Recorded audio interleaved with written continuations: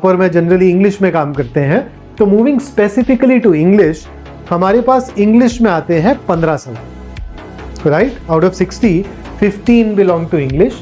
उसमें ग्रामर पूछा जाएगा। अब व्हेन आई से ग्रामर पूछा जाएगा तो क्या क्या पूछेंगे?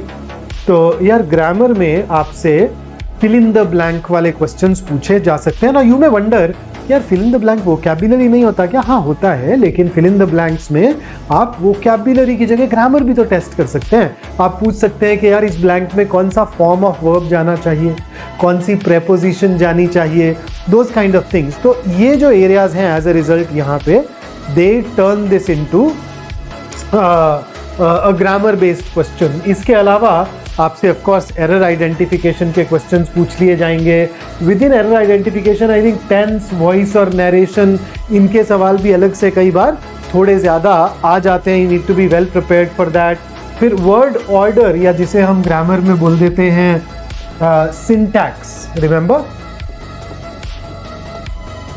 इस पे बेस्ड सवाल आ सकते हैं। तो सेंटेंस में आपको पता है ना, एक सब्जेक्ट होता है, फिर एक वर्ब होती है, फिर एक ऑब्जेक्ट होता है, but subject is a noun, उसके साथ एडजेक्टिव्स लग सकते हैं।